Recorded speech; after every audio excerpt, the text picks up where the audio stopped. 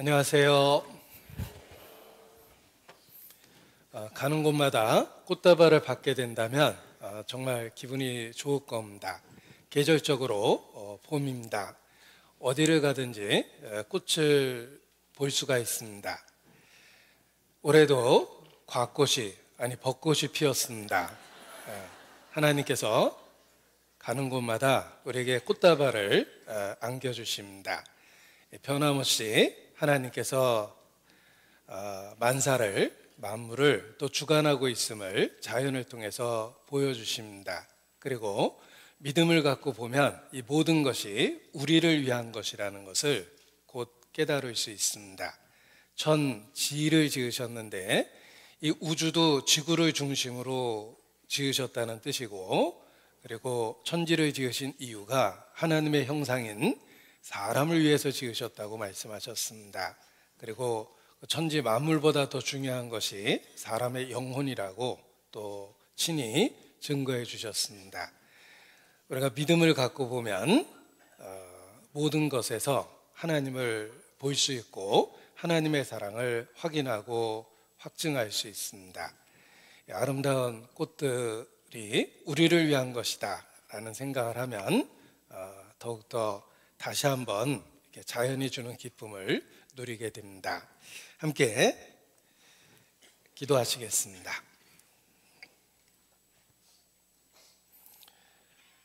고마우신 아버지 하나님, 아무 소망 없었던 저희를 예수 그리스도 안에서 먼저 사랑해 주시고 그리스도의 구속의 사역을 통해 하나님의 자녀 삼아 주신 것 진심으로 감사 찬양을 드립니다. 이 시간도 항상 모이기를 힘쓰라는 주의 말씀을 따라 하나님 앞에 그리스도 예수 안에서 함께 모였습니다. 우리에게 좋은 계절을 주시고 하나님의 변함없는 사랑을 일깨워 주시는 것도 주님께 감사를 드립니다. 항상 주의 사랑에 강건하여 매일의 삶을 살 수 있도록 주님 붙잡아 주시고 또 도와주시기를 주님께 부탁을 드립니다. 날마다 호흡하는 순간마다 또 따사로운 햇살을 느낄 때마다 그 뒤편에 함께 계시는 주님의 사랑을 발견하고 늘 주님께 감사 찬양을 드리는 삶을 살 수 있도록 도와주시기를 주님께 부탁을 드립니다. 우리의 죄성을 슬퍼하고 우리의 연약함을 하나님 앞에 고백합니다. 오직 그리스도 안에서 우리에게 주신 언약을 붙잡고 더욱 주님께 우리의 삶을 온전히 맡깁니다. 흙으로 사람을 지으신 것처럼 우리의 삶에 변화를 주시고 또 성령의 인도하시는 대로 새로운 삶을 살 수 있도록 주님 붙잡아 주시기를 기도합니다. 무엇보다 아직 구원 얻지 못한 이뤄진 영혼들 그리스도의 열정으로 또 그리스도의 마음으로 그들을 보고 반드시 전도할 수 있도록 주님 일깨워 주시고 함께해 주시기를 주님께 부탁을 드립니다. 소돔 고모라가 멸망하기 직전에 주의 은혜를 더하심으로 가족들을 이끌어 주셨던 것처럼 우리의 육신의 모든 가족이 영원한 영적 가족이 될 수 있도록 우리를 통해 이끌어 주시고 한 사람도 이루어지지 않도록 가정의 복음을 모두에게 전할 수 있도록 도와주시기를 주님께 부탁을 드립니다. 또 이 시간 선교지 일선에서 수고하시는 선교사님들의 사역과 가정을 위해서도 기도합니다. 주의 권능으로 지켜주시고 그 모든 수고가 헛되지 않도록 더욱 은혜를 더하여 주시기를 주님께 간구합니다. 이 시간 하나님 앞에 말씀 앞에 나와 머리를 숙이고 있는 우리 각 사람을 살펴주시고 병들고 어그러진 것 주님 고쳐주시고 고난 중에 있는 자를 위로해 주시며 삶의 모든 어려움으로부터 지켜주시기를 주님께 간구합니다. 우리 모두 더욱 새롭게 만들어 주시기를 주님께 더욱 간절히 기도합니다. 주께 의지합니다. 성령의 능력으로 나타남으로 그리스도 안에서 주장하여 주시옵소서. 고마우신 우리 구주 예수님 이름으로 기도합니다. 아멘. 네, 성경 사도행전 7장 말씀을 보시겠습니다. 사도행전 7장입니다.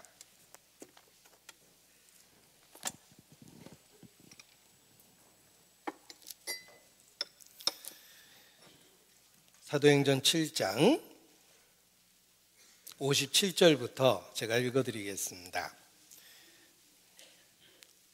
사도행전 7장 57절.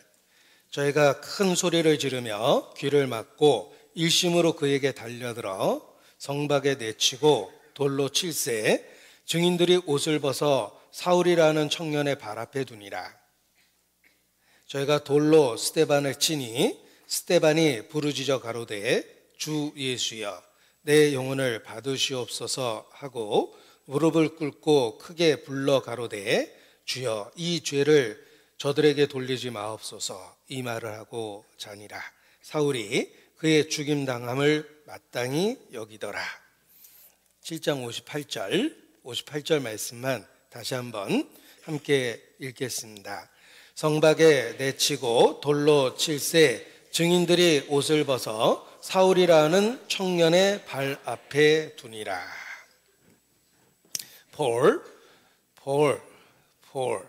바울의 영어식 표현이 폴입니다. 한 주간 계속해서 바울을 생각을 했습니다. 바울을 생각하다 보니까 태극기도 폴록폴록 움직이는 것 같고 개구리도 폴짝 뛰는 것 같아서 약간 혼란스럽기도 했습니다. 온통 한 주간 바울 생각을 하고 교훈을 받았습니다. 이 바울은 신구약 시대를 통틀어 대표적인 하나님의 사람입니다. 신약성경 27권 중에 13권 혹 14권을 기록했습니다. 히브리서를 포함하면 14권입니다. 히브리서가 바울의 쓴 것인지 교회 역사 속에서 논쟁이 있기 때문에 13권 혹 14권 이렇게 표현합니다. 신약성경의 대부분을 바울이 기록했습니다. 그리고 안디옥 교회가 파송한 최초의 선교사이며 이방 선교의 개척자입니다. 그리고 죽을 때까지 평생 움직이는 전도를 했고 죽기까지 충성했습니다. 성경 전체의 대표적인 하나님의 사람이 바로 바울입니다. 그래서 서양 사람도 그를 기념하고 존경하며 그의 이름을 많이 사용하고 있습니다. 바울입니다. 이 교회를 건물에 비유하면 예수님은 교회의 터가 되시고 모퉁이 돌이 되셨습니다. 모퉁이 돌은 건물을 받치는 가장 중요한 돌입니다. 예수님은 친히 건물의 터가 되시며 기초돌 곧 모퉁이 돌이 되셨습니다. 그리고 사도와 선지자들을 건물로 비유할 때 기둥과 같다라고 말씀하십니다.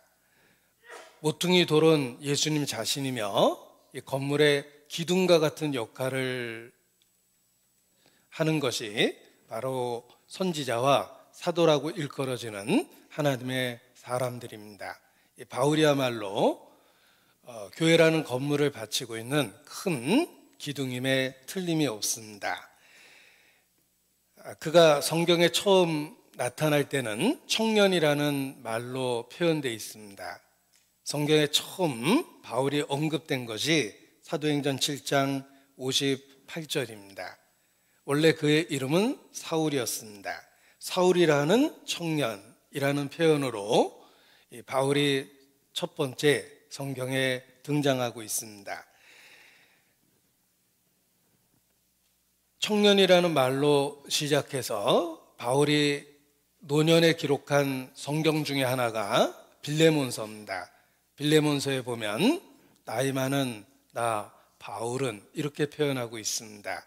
결국은 청년 때 구원을 받고 늙을 때까지, 나이 많이 들 때까지 하나님의 사람으로 끝까지 충성했던 사람, 그가 바울입니다.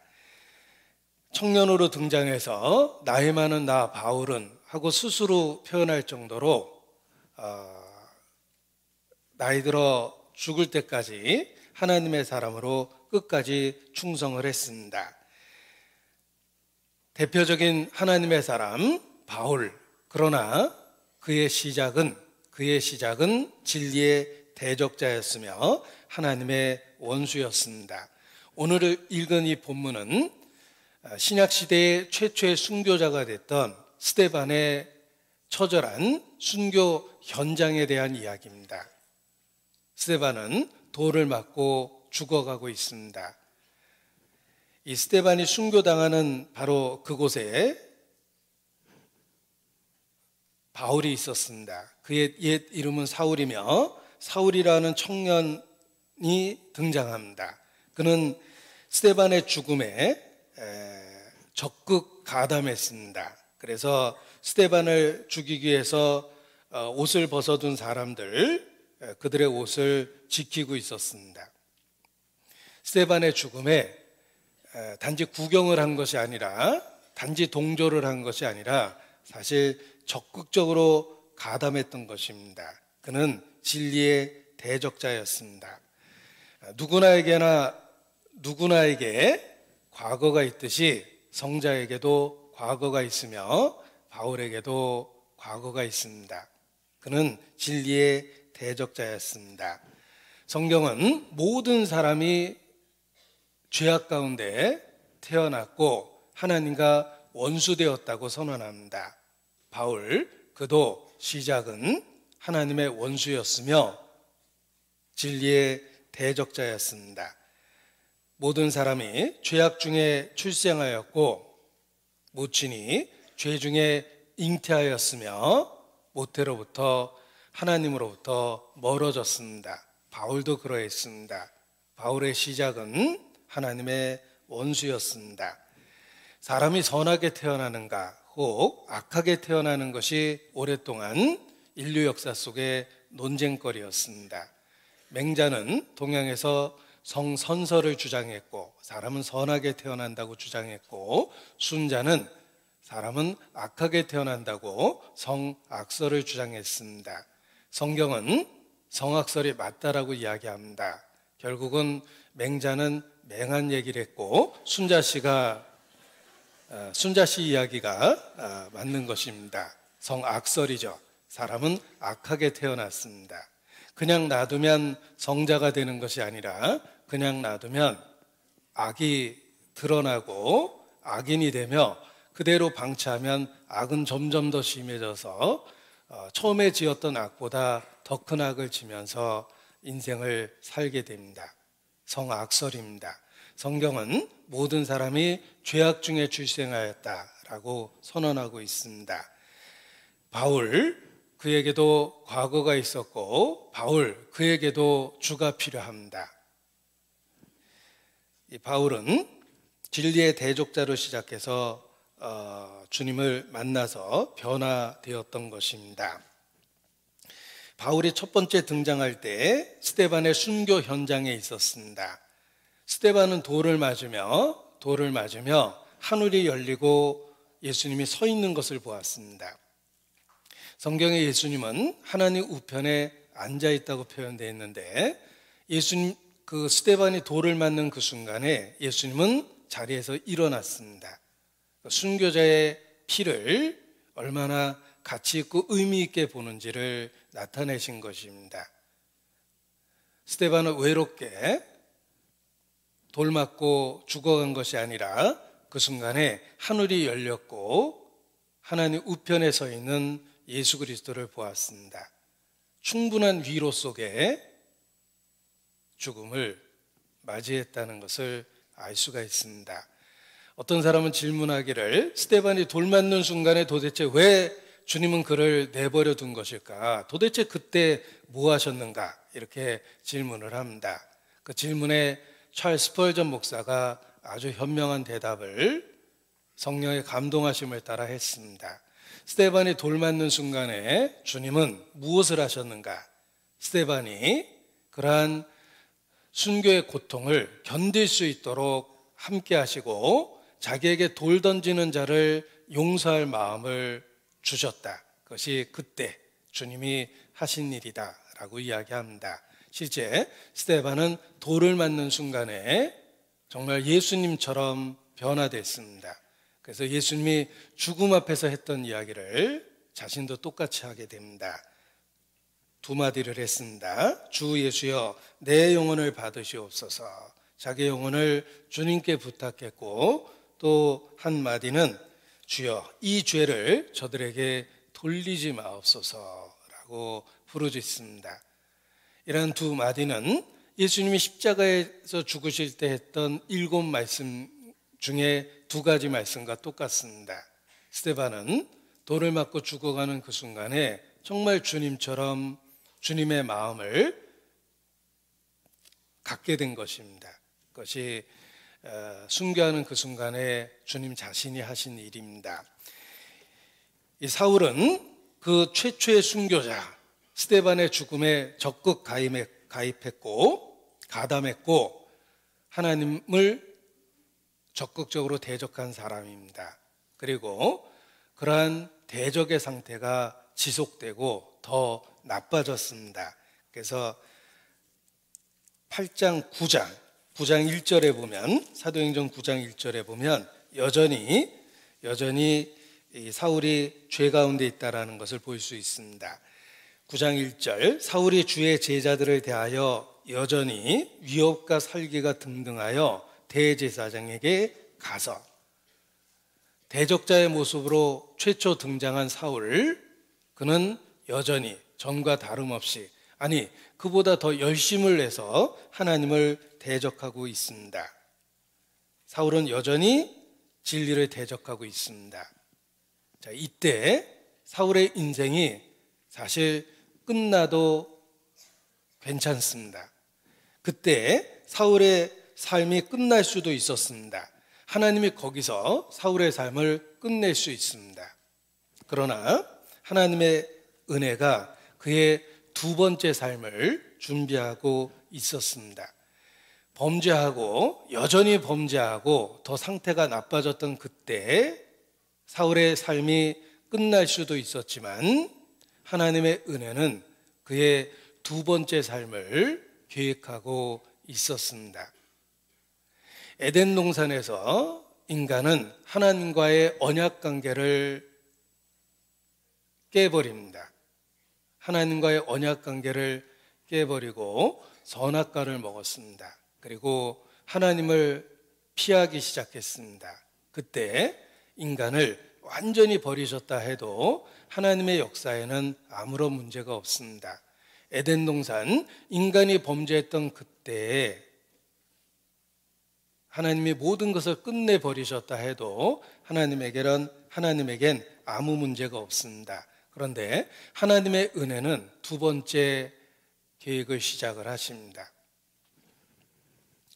인간의 죽음을 유보하심으로 인간이 구원받을 수 있는 기회를 주신 것입니다. 우리는 죄싹은 사망이라는 영원한 형벌이 유보된 상태에서 이 땅에 태어난 겁니다. 그리고 그 유보된 기간 중에 우리가 구원을 받고 하나님의 자녀가 되었습니다. 사형이 선고됐습니다. 그런데 사형이 집행되지 않고 유보되고 있습니다. 그 유보되어 있는 상태에서 만일 사면령이 떨어지고 법적으로 사면된다면 그 유보된 기간 중에 기다리던 죽음으로부터 해방될 것입니다. 인간 역사가 그러합니다. 인간은 틀림없이 범죄했는데 형벌을 하나님이 유보하셨습니다. 그 기간 중에 우리에게 은혜를 베푸시고 법적으로 우리 죄를 완전하게 해결해 주심으로 우리가 구원을 받게 된 것입니다. 하나님의 심판이 유보되어 있다는 것, 미루어지고 있다는 것, 그 자체가 은혜이며 그 자체가 형벌 받아 마땅한 우리에게는 기회일 수밖에 없는 것입니다. 그래서 하나님이 길이 참으시는 중에 전에 지은 죄를 간과하심으로 자기의 의로우심을 나타내려 하셨다. 하나님이 길이 참으시는 중에 전에 지은 죄를 간과하시는 그때 우리가 구원을 받게 된 것입니다. 결국 하나님의 오래 참으심이 우리의 구원이 되는 것입니다.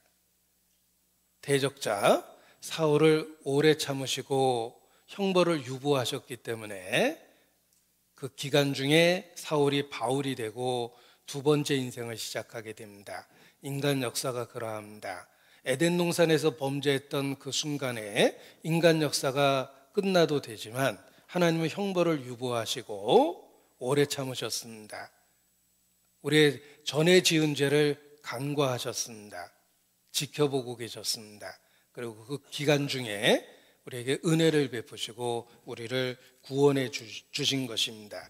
결국은 우리가 어떻게 구원을 받게 됐는가? 사울은 주의 오래 참으심의 결과로 구원을 받게 되었습니다. 인간 역사도 그러하며 우리 개인도 그렇습니다. 사실 내 인생을 돌아보면 그때 내 인생이 끝나도 됐습니다. 내가 하나님을 모르고 내 마음대로 살고 하나님 앞에 적극적으로 범죄했던 그때 내 인생이 끝나도 되었지만 하나님은 나에 대해서 오래 참아주셨고 그 오래 참으심의 결과로 오늘 내가 주의 이름을 부르고 소망 가운데 있게 된 것입니다. 주의 오래 참으심이 너희의 구원이 될 줄로 여기라고 그러셨는데 우리 모두의 경우가 그와 같다는 것입니다. 베드로 후서 3장 9절입니다. 베드로 후서 3장 9절.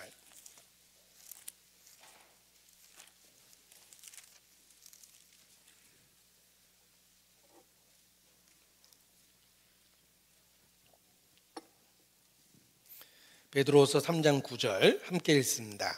주의 약속은 어떤 이에 더디다고 생각하는 것 같이 더딘 것이 아니라 오직 너희를 대하여 오래 참으사 아무도 멸망치 않고 다 회개하게 이르기를 원하시느니라.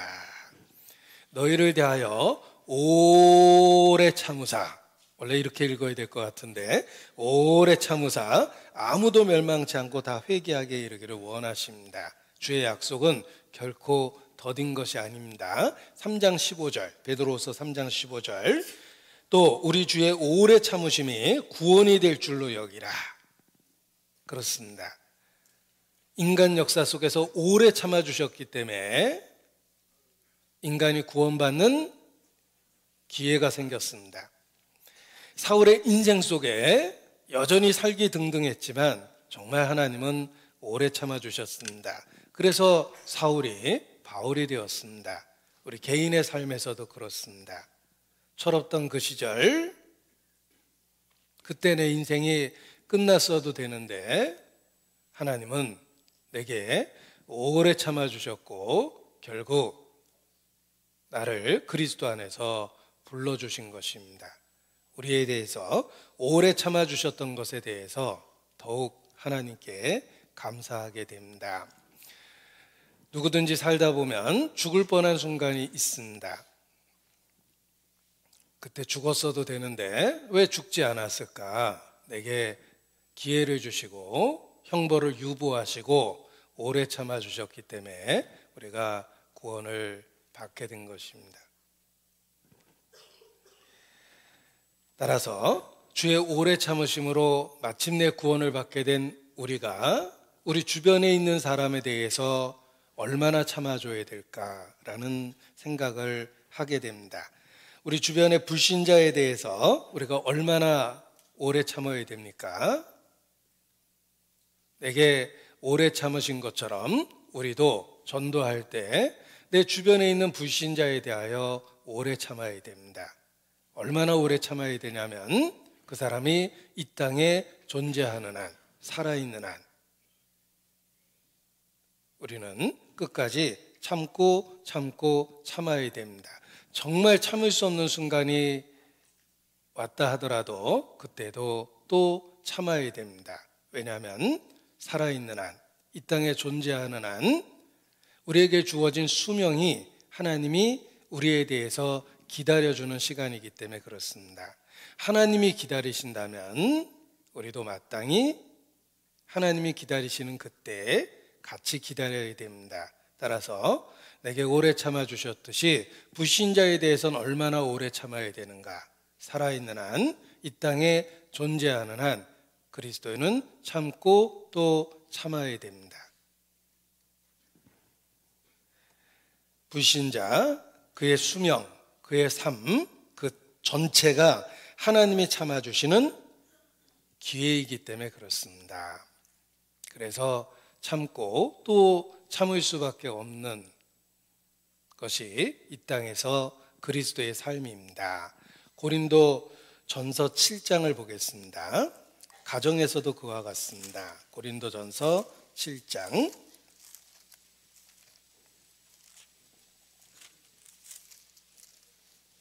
16절입니다.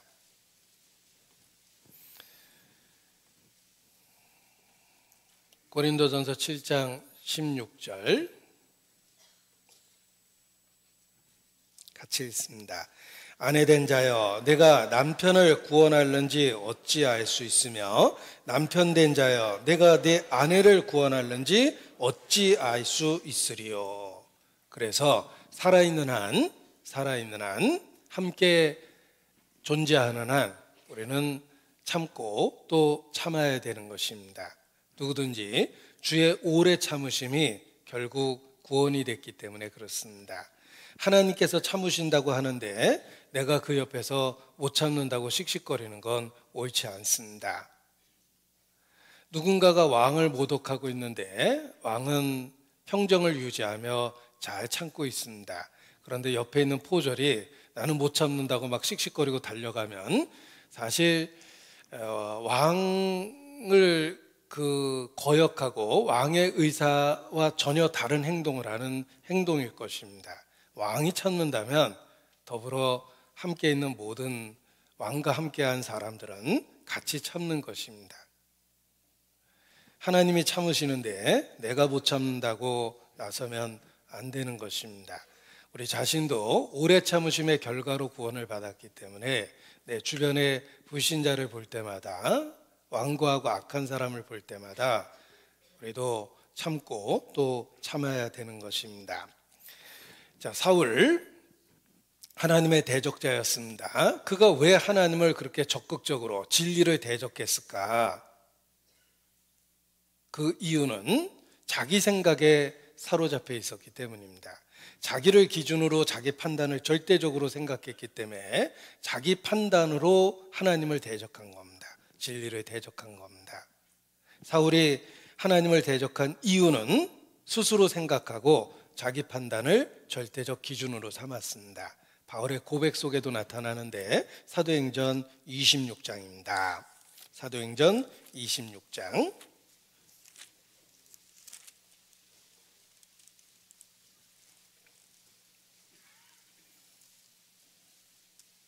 사도행전 26장 9절입니다.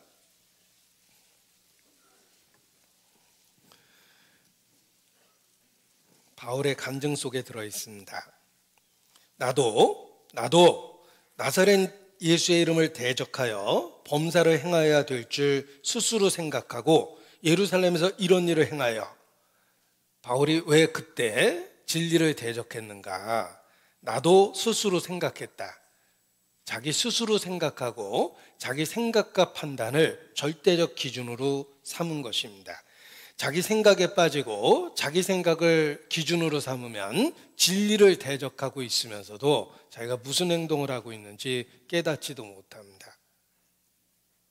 나도 스스로 생각해서 그런 일을 했다. 자기 생각에 빠져서 자기 판단을 절대적으로 삼은 것입니다. 인간은 누구든지 편견과 선입견이 있습니다. 우리 마음속에 있는 두 마리 개라고 그랬죠. 편견, 선입견 이런 게 있습니다. 인간은 누구든지 편견과 선입견이 있습니다. 또 상황에 대한 이해를 제대로 못하는 오해를 갖고 있습니다. 자, 상황을 열이라고 생각한다면 내가 과연 그 상황에 대한 10개 중에 10개의 상황 중에 몇 개를 알고 있을까요? 어떤 사람에 대해서 알고 있다라고 스스로 생각할 때 모든 변수가 10개라면 그 중에 몇 개나 알고 있을까요? 내가 알고 있는 것은 그 10개 중에 하나나 둘도 안 될 겁니다. 그런데 그 일부를 알고 있고 전체를 판단을 한다면 틀림없이 잘못될 수밖에 없습니다. 내 생각으로 보면 베드로는 사독감이 아니에요. 예수님이 사람 잘못 보신 거예요. 요한, 너무 평범하잖아. 갈릴리 호수의 어부잖아. 예수님 사람 보는 눈이 없네. 내 생각으로는 아마 틀림없이 그렇게 볼 겁니다. 우리는 사람을 볼 때 그 사람이 갖고 있는 게 10개라면 하나 둘밖에 못 봅니다. 내가 베드로를 봐도 그렇게 보이고 심지어 요한을 보고 바울을 봐도 내가 보면 그렇게 보입니다. 그러나 하나님은 10개의 모든 변수를 다 보십니다. 그 10개의 변수 속에 숨겨져 있는 동기도 보십니다. 그런데 자기 판단을 절대적 기준으로 삼으면 진리를 대적합니다. 교회를 판단합니다. 심지어는 고린도 교회가 바울을 판단했습니다. 바울을 논단했습니다. 자기 생각을 절대적 기준으로 삼으면 진리를 대적하면서도 자기 어리석음을 깨닫지 못합니다. 사울이 왜 진리를 대적했는가? 나도 그렇게 생각했다. 자기 생각을 따라 행동으로 옮겼기 때문에 그렇습니다. 사도행전 24장, 여기 진리를 대적하는 사람들이 있습니다. 사도행전 24장 일단 명단을 한번 볼까요? 1절에 보면 대제사장 아나니아, 어떤 장로들, 그리고 변사 더둘로, 자, 이런 사람들입니다. 자, 아나니아와 변사 더둘로, 이 변사 더둘로 자신들의 주장을 논리를 세워서 설득력 있게 말하는 전문적인 그 대변자입니다. 더둘로, 그리고 어떤 장로들, 그러니까 뭐 한두 사람은 아닌 것 같습니다. 자, 이런 사람들이 진리를 대적했는데 5절 보면 대적한 이유가 있습니다. 우리가 보니 자기 기준으로 본 겁니다. 자기 기준으로 보니까 이 사람은 연병이라, 천하에 퍼진 유대인을 다 소욕해 하는 자요 나사렛 이단의 괴수라. 왜 이렇게 하나님의 사람을 잘못 보고 있는 걸까? 그 이유는 우리가 보니, 자기 기준으로 보고, 또는 무리, 자기와 같은 견해를 갖고 있는 무리, 그것이 우리 시대에는 교파일 수도 있고 특정한 종교일 수도 있고 뭐 여러 단체일 수도 있습니다. 아무튼 생각과 의견을 같이 하는 사람들이 모여서 자기들 기준으로 판단을 하니까 하나님의 사람을 연병이라고 표현했고 나사렛 이단이라고 표현했습니다. 자기들 기준으로 보니까 그렇게 보였던 것입니다. 사실 그리스도인들을 사회적으로 봐도 문제가 없습니다. 도덕적으로 봐도 문제가 없습니다. 법률적, 윤리적으로 봐도 아무런 문제가 없습니다. 그래서 모든 당대의 재판관들은 그리스도인들을 죄 없다고 선언합니다. 성경도 그렇습니다. 빌라도도 예수님을 죄 없다고 여러 번 얘기했습니다. 법률적, 도덕적, 윤리적, 사회적으로 봐도 문제가 없다는 거예요. 내가 보니 죄가 없다. 이 사도행전에 여러 재판의 모습이 나오는데 그 재판의 모습 속에서도 여러 번 자신들의 신앙에 대한 용어에 대한 이야기, 어떻게 정의했느냐에 대한 차이점이지 그게 무슨 죄가 되겠느냐. 내가 보니 죄가 없다. 객관적으로 봐도 죄가 없습니다. 사회적으로 봐도 아무런 문제가 없고 법률적으로 봐도 문제가 없고 윤리적, 도덕적으로 봐도 그들은 아무런 허물이 없었습니다. 그런데 왜 천하의 연병이라고 이야기합니까? 우리가 보니, 자기 기준으로 본 겁니다. 자기 생각으로 보고 자기 판단을 절대적으로 보니까 하나님의 사람을 이단의 괴수라고 이렇게 잘못 보는 것입니다. 우리가 보니라는 표현을 보면 사실 같은 관점을 갖고 있는 누군가가 있기는 있습니다. 너희 아비는 마귀니라. 이 마귀가 보니 천하의 연병이죠. 그리스도인은 천하에 없이 할 존재들입니다. 마귀 기준으로 보면 그리스도인은 없이 해야 될, 없애버려야 될 존재들입니다. 그런데 사람들은 본의 아니게 자기 생각과 자기 기준으로 보는데 그 뒤에 사탄의 역사가 있습니다. 사탄과 같은 관점에서 보는 겁니다. 너희가 세상에 속하였으면 세상이 너희를 사랑할 터이나 세상에 속하지 아니한 고로 세상이 너희를 미워하느니라. 그 이유는 세상 임금 곧 사탄의 역사가 있습니다. 그들의 판단의 기준이 됐던 사탄의 역사가 있습니다. 그래서 핍박을 한 것입니다. 이 사울이 대적한 이유, 당대의 종교가들이 진리를 대적한 이유는 자기 생각, 자기 기준으로 판단하고 행동했기 때문입니다. 내가 지혜롭다고 생각하면 그 지혜를 버리면 지혜를 얻게 된다고 말씀하셨는데, 자기 생각을 버리면 지혜의 근원, 곧 말씀을 기준으로 해서 세상을 보게 됩니다. 비로소 옳게 볼 수 있는 것입니다. 이 파이로트는 훈련받을 때 비행기를 타고 공중을 날아다니다 보면 우리의 감각기관에 혼란이 생겨서 거꾸로 돼 있는데 바로 돼 있다고 착각이 생기고, 바로 돼 있음에도 불구하고 거꾸로 돼 있다고 착각이 생깁니다. 그래서 본능적인 직관에 의지하면 그대로 비행기를 땅에다가 꼬라박고 죽게 되는 것입니다. 따라서 훈련의 기본은 직관을 의지하지 말고 계기판을 바라야 해요. 항상 계기판을 보고 비행기가 위로 향해 있는지 밑을 향해 있는지 판단하라, 이것입니다. 우리가 세상을 살 때 직관을 의지하면 안 됩니다. 우리는 늘 실수투성입니다. 우리는 10개의 상황 중에 한두 개도 못 봅니다. 5분 뒤에 어떤 일이 일어날지, 어떤 변수가 있는지 전혀 모릅니다. 직관을 의지하지 말고 성경을 절대적 기준으로 봐야 됩니다. 이것이 정로다. 성경은 우리의 혼란한 상황 속에서 이것이 정로다라고 가야 될 길을 분명하게 보여줍니다. 이 사울의 잘못된 선택은 자기 생각을 기준으로 했다라는 이야기를 드린 것입니다. 사도행전 9장 1절 다시 보겠습니다. 9장 1절입니다.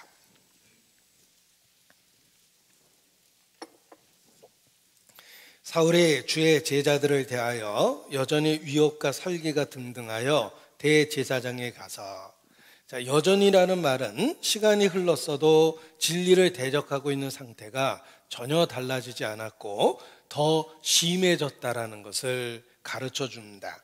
아무리 시간이 흘러도 그냥 내버려 두면 사람은 개선되지 않습니다. 여전합니다. 나쁜 것이 더욱더 그러합니다. 이 나쁜 것은 여전합니다. 시간이 흘러도 변하지 않습니다. 게다가 이 나쁜 것은 마치 비정상적인 세포인 암세포가 증식하는 것처럼 이 나쁜 것은 증식하는 특징을 갖고 있습니다. 그냥 그 상태가 유지되는 정도가 아니라 전보다 더 나쁜 상태를 만들어냅니다. 암이 증식되지 않는다면 그렇게 위험하진 않을 겁니다. 암이구나. 그런데 증식되지 않으면 지금까지도 암세포를 갖고 살았으니까 앞으로도 그 정도는 살 거다라고 생각을 할 텐데, 사실 그렇지 않습니다. 그 이유는 암세포는 증식되기 때문에, 전보다 더 나쁘게 만들기 때문에 그렇습니다. 악과 죄가 그렇습니다. 악과 죄는 시간이 흘러도 그대로 있습니다. 게다가 더욱 나쁜 것은 그것이 증식돼서 처음보다 상태를 더 나쁘게 만든다는 것입니다. 이것이 인간의 상태입니다. 죄와 악과 관련해서 우리의 상태는 여전하며 그냥 방치하면은 전보다 더 나빠지게 돼 있습니다. 사울의 상태가 그러하듯이 모든 인류의 상태가 그러합니다. 그냥 그렇게 그대로 내버려 뒀다면 사울은 멸망했을 겁니다. 그런데 하나님의 은혜는 그의 두 번째 인생을 시작을 합니다. 하나님께서 여전히 악을 행하는 사울에게 적극적으로 나타나셨습니다. 그의 삶에 개입하시고 그의 하려는 일을 꺾으시고 방향을 바꿔버리십니다. 이것이 다메섹에서 있었던 일입니다.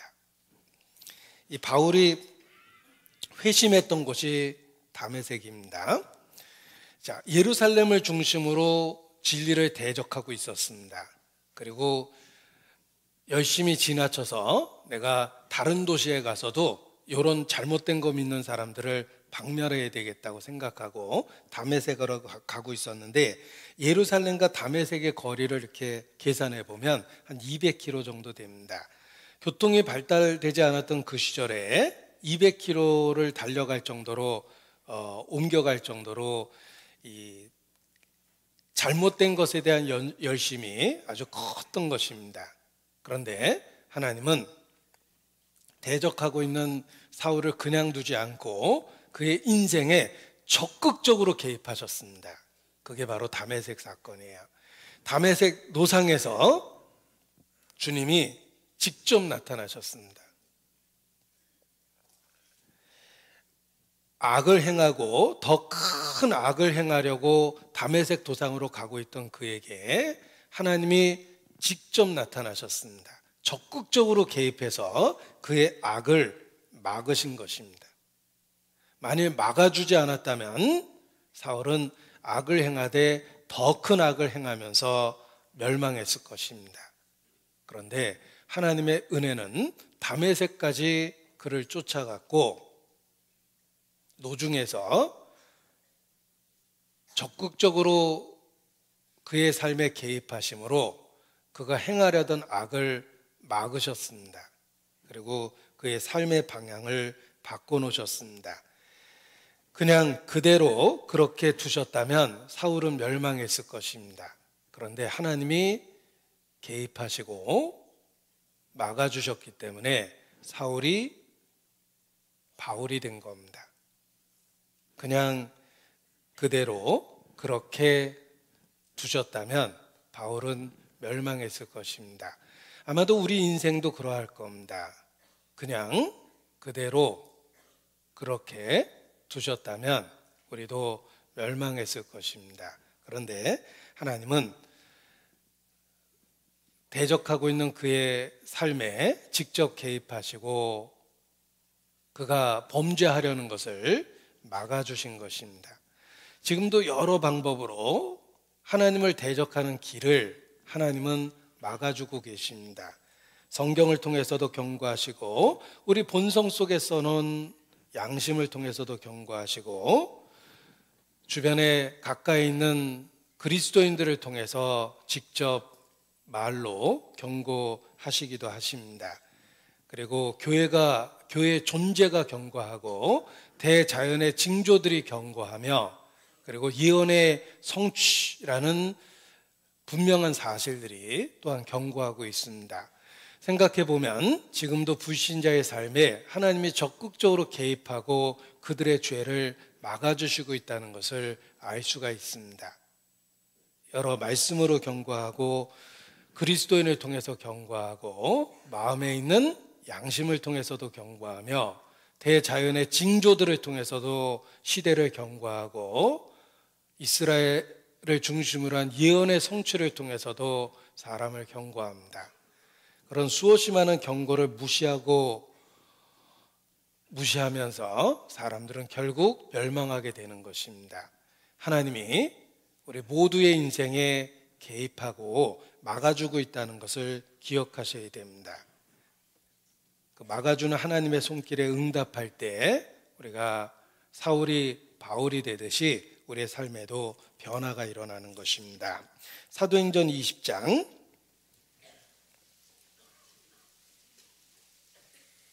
2절입니다. 아브라함에 대한 이야기입니다. 창세기 죄송합니다. 창세기 20장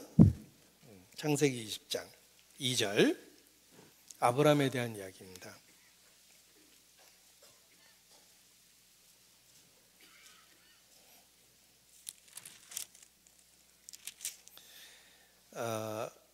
그 안에 사라를 자기 누이라 하였으므로 그랄 왕 아비멜렉이 보내어 그 주변의 왕의 이름은 아비멜렉이라고 그럽니다.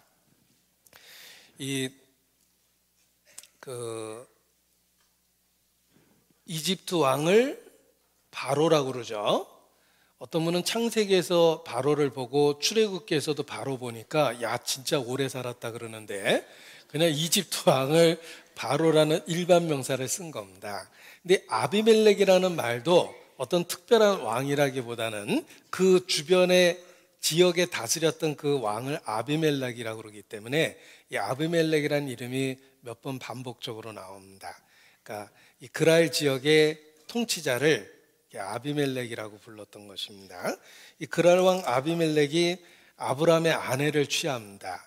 왜냐하면 누이라고 그랬거든요. 그러니까 안심하고 아브라함의 아내를 취합니다. 그런데 하나님이 적극적으로 개입하셔서 그 범죄를 막으십니다.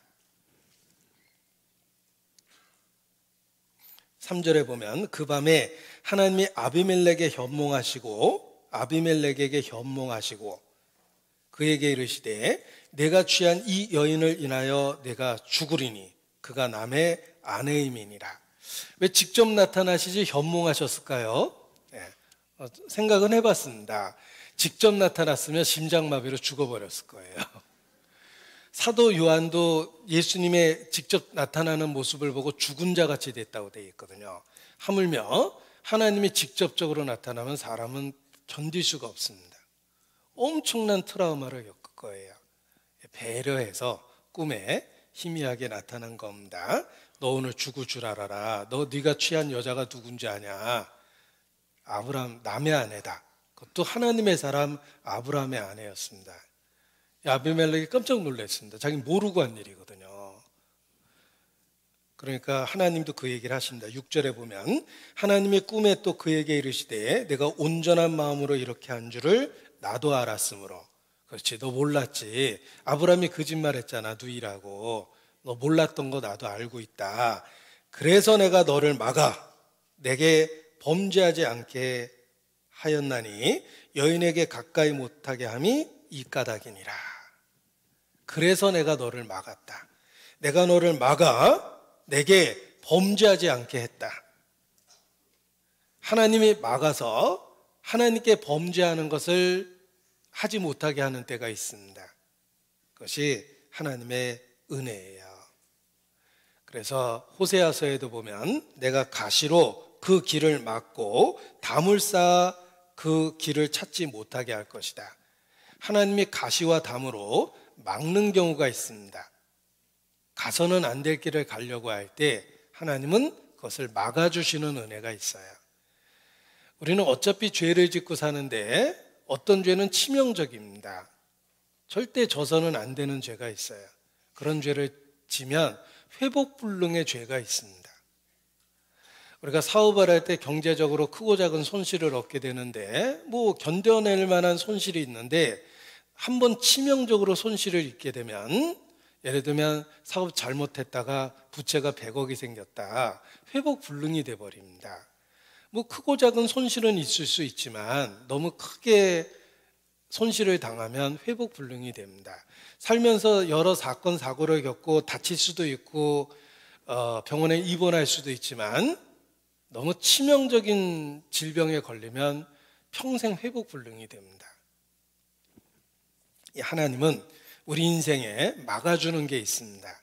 우리에게 또 다른 기회를 주시려고 그 길을 막고 담을 쌓아서 내가 달려가려는 길을 막아버립니다. 그게 하나님의 손길이라는 걸 아셔야 돼요.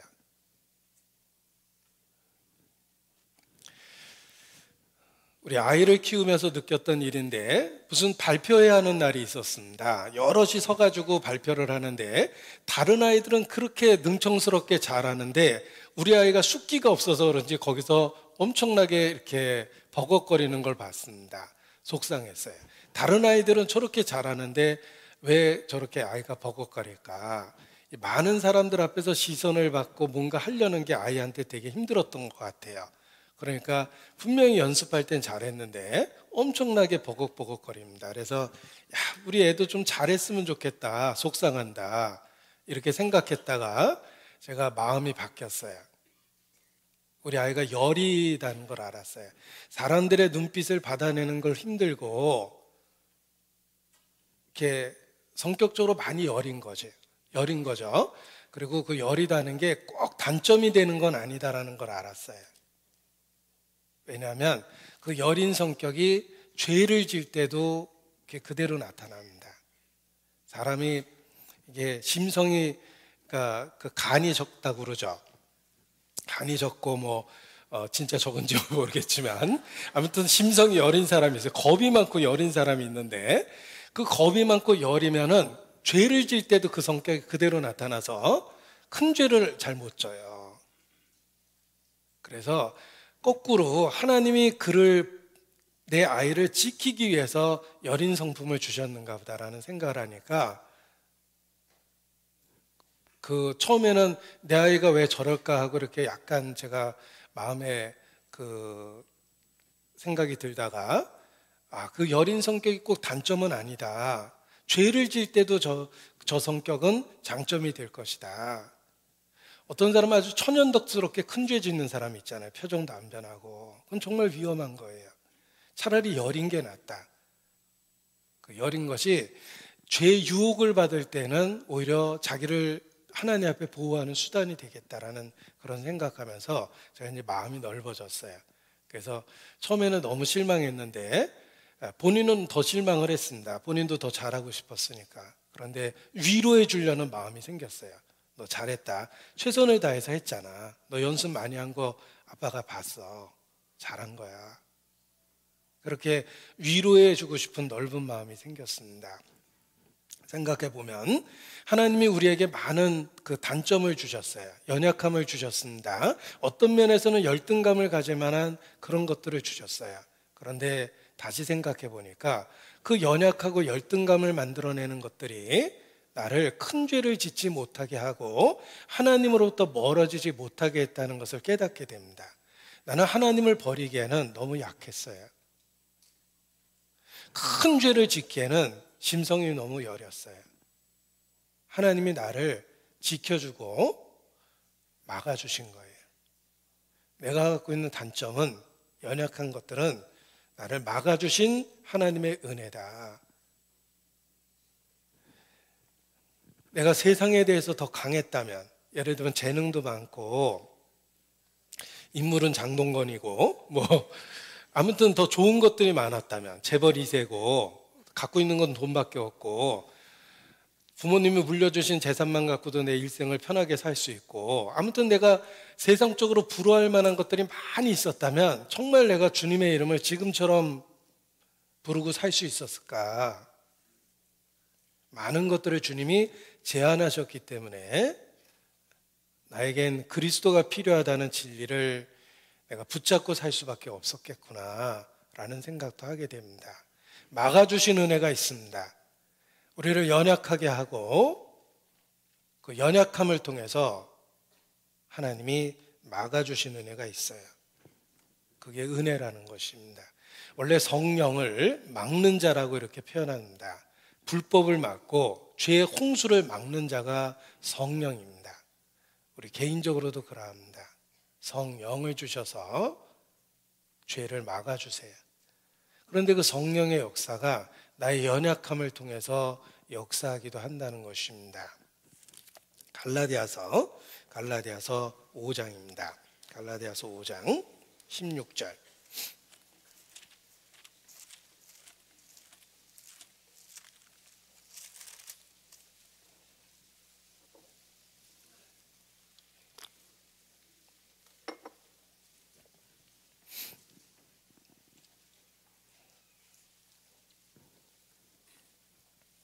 갈라디아서 5장 16절.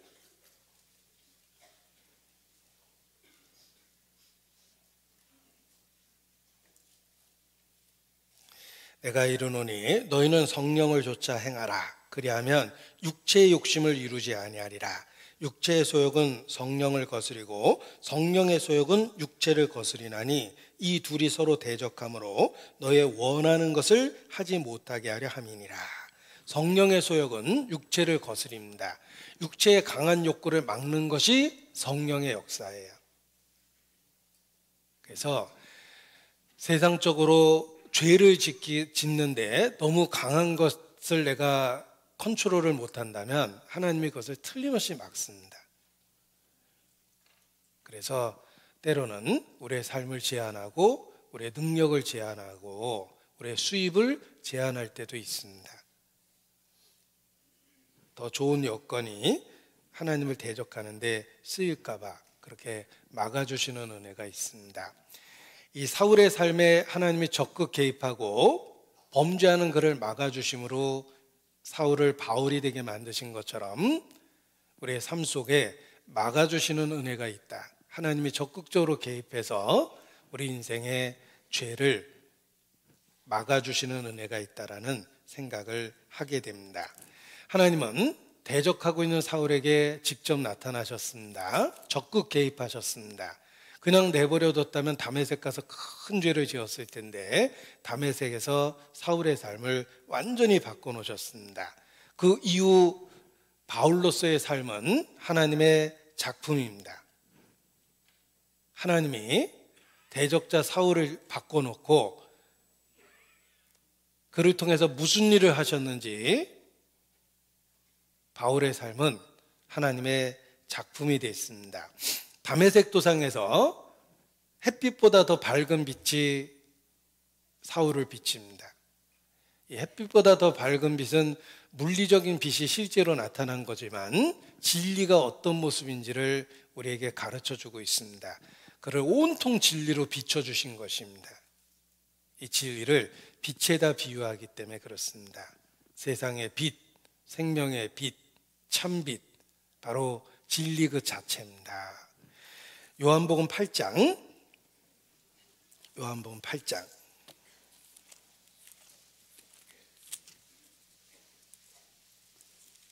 요한복음 8장 12절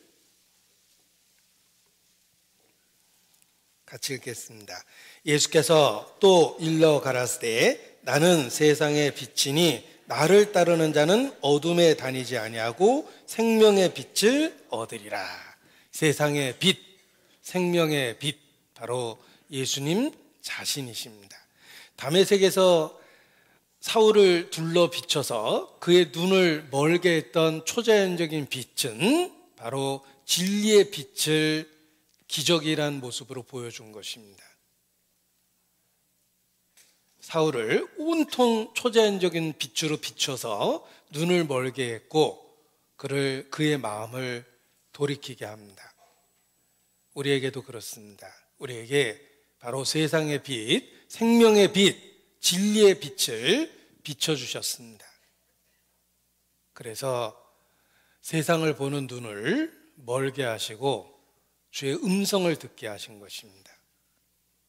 우리에게 일어난 일을 이 사울의 삶 속에서 극적인 모형으로 실제적으로 보여주신 것입니다. 사울에게만 비춰주신 게 아니라 우리에게도 그러한 진리의 빛을 비춰주셔서 세상을 보는 눈을 멀게 하고 주의 음성을 들을 수 있도록 귀를 열어준 것입니다.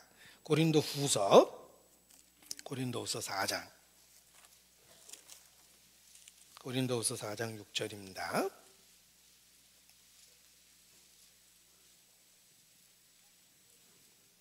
고린도후서 4장 6절 같이 읽겠습니다.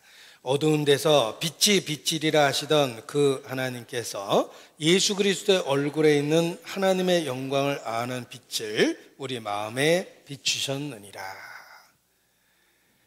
빛이 있으라. 어두움의 빛을 만드셨던 그 하나님께서 우리 마음에 더 놀라운 빛을 비춰주셨습니다. 그리스도 예수의 얼굴에 있는 하나님의 영광을 아는 빛을 비춰주신 것입니다. 그래서 다메섹 도상에서 사울을 비췄던 그 빛이 바로 진리의 빛에 대한 모형이라는 걸 알 수가 있습니다. 그리고 사울을 바울이 되게 만들어 주셨습니다.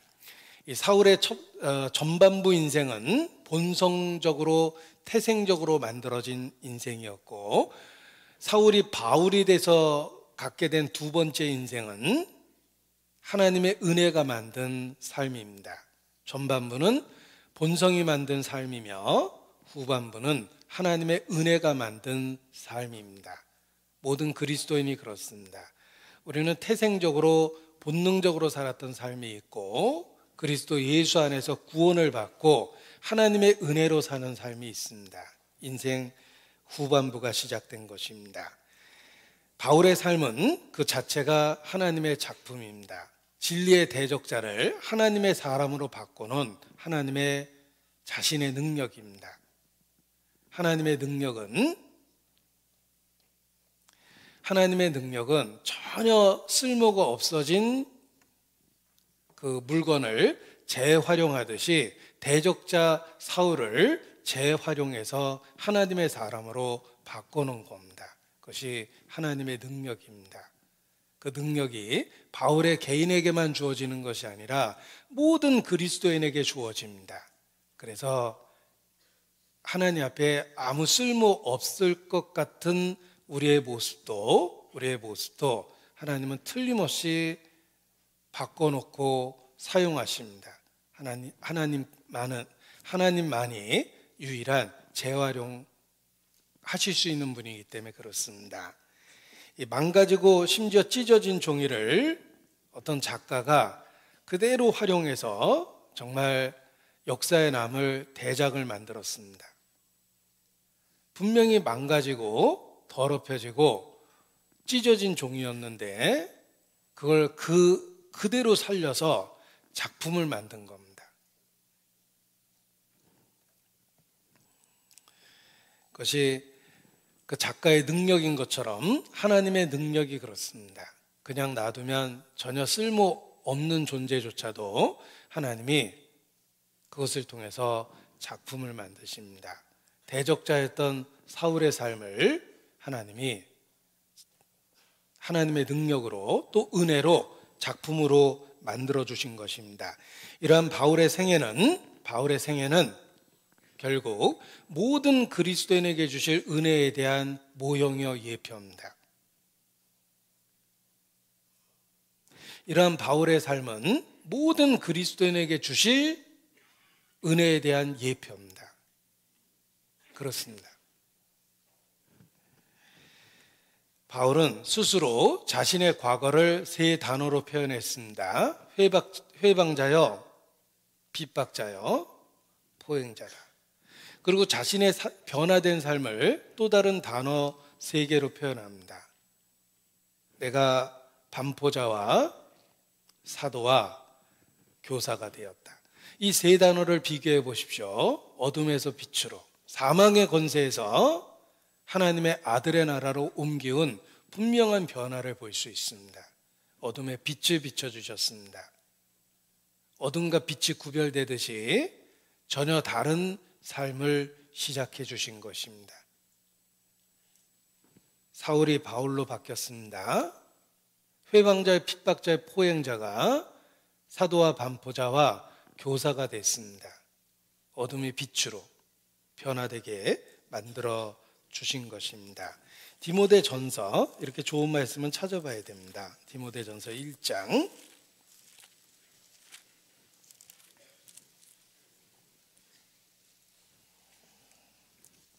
13절. 내가 전에는 회방자여 핍박자여 포행자였으나. 디모데후서 1장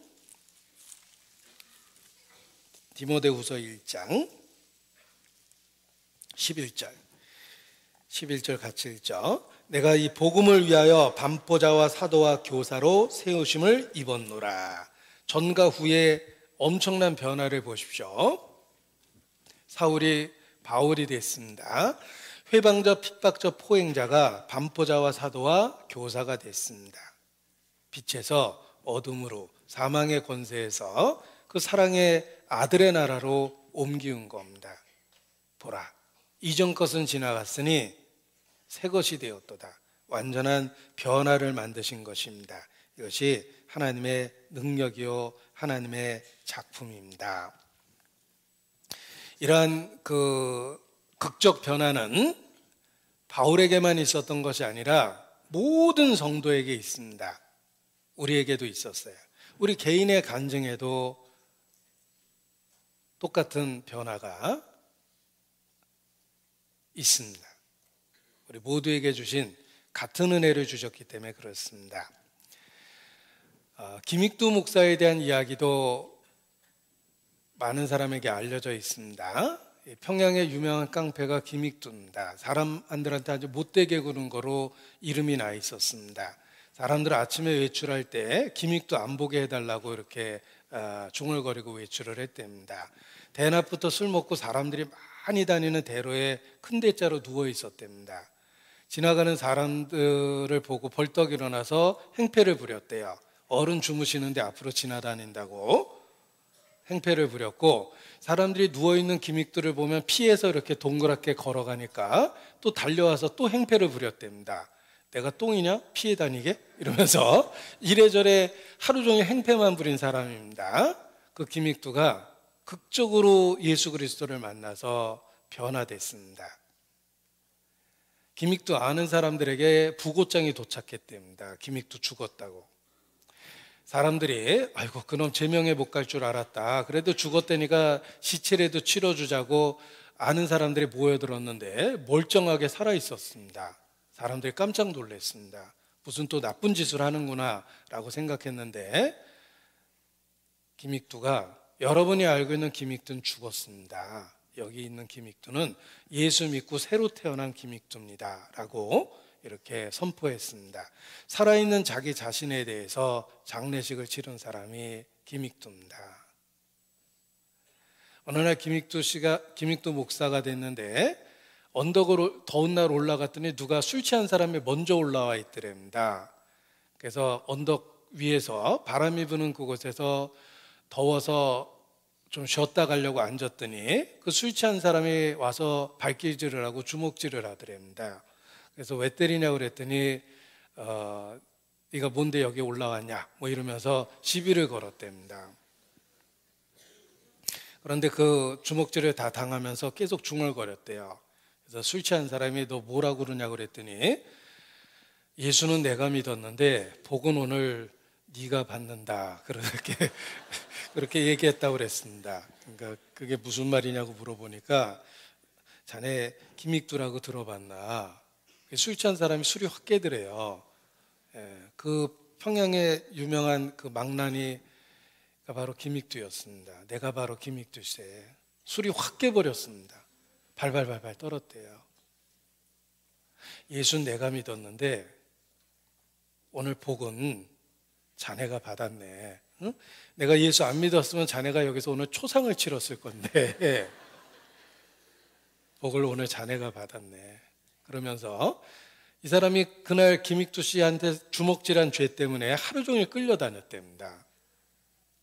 그 김익두 씨 가는 데마다 데리고 다녔대요. 근데 어느 교회당으로 들어갔는데 그날 강사는 김익두였습니다. 김익두 목사가 설교하는데 그 술 취한 사람이 꼼짝 말고 거기 앉아 있으라고 그래가지고 할 수 없이 앉아 있었는데 제일 큰 은혜를 받은 사람이 그 사람이랍니다. 왜냐하면 김익두 씨가 정말 예수 믿고 변한 것을 봤거든요. 그래서 제일 큰 감동을 받았대요. 그래서 그 술 취한 분이 그 예수님을 믿게 됐고, 그리고 자기가 섬기던 교회 장로가 될 정도로 그렇게 열심을 냈답니다. 이 김익두 목사가 나중에 순교당했습니다. 순교당했을 때 자신이 어떻게 그분을 알게 됐는지를 이야기하면서 그 얘기가 알려진 겁니다. 자, 전과 후가 전혀 달랐습니다. 김익두 목사만 그런 게 아닙니다. 사울이 바울이 됐고 우리도 그렇습니다. 우리의 삶 속에 내가 예수님을 알기 전과 후에 분명한 변화가 있습니다. 하나님은 사울을 바울로 만드신 것처럼 우리를 그렇게 바꿔주십니다. 디모데전서 1장 16절입니다. 하나님께서 사울을 바울로 바꿔준 이유 중에 하나입니다. 16절, 그러나 내가 긍휼을 입은 까닭은 예수 그리스도께서 내게 먼저 1절 오래 참으심을 보이사 후에 주를 믿어 영생 얻는 자들에게 본이 되게 하려 하심이니라. 왜 사울을 바울로 만드셨을까? 후에 똑같은 은혜로 구원받고 변화될 사람들에게 확실한 예를 보여주신 거예요. 후에 주를 믿어 영생 얻는 자들에게 본이 되게 하려 하심이니라. 대적자 사울도 저렇게 바뀌었다면 나한테도 은혜를 주실 수 있겠다라는 분명한 증거를 사울의 경우를 통해서 보여주신 것입니다. 그래서 대적자를 바꿔놓으신 하나님의 능력은 그 후에 모든 사람에게 동일하게 주어지고 우리에게도 주어져서 우리의 삶에 변화가 일어난 것입니다. 자, 우리도 불신자를 전도할 때 생각하셔야 됩니다. 나에 대해서 얼마나 오래 참아주셨는가를 기억하고 나도 불신자를 대할 때 같은 마음으로 대해야 됩니다. 이 전도하다 보면 완고한 사람을 많이 보게 됩니다. 완악한 사람을 많이 보게 됩니다. 강팍한 사람을 많이 보게 됩니다. 무리하고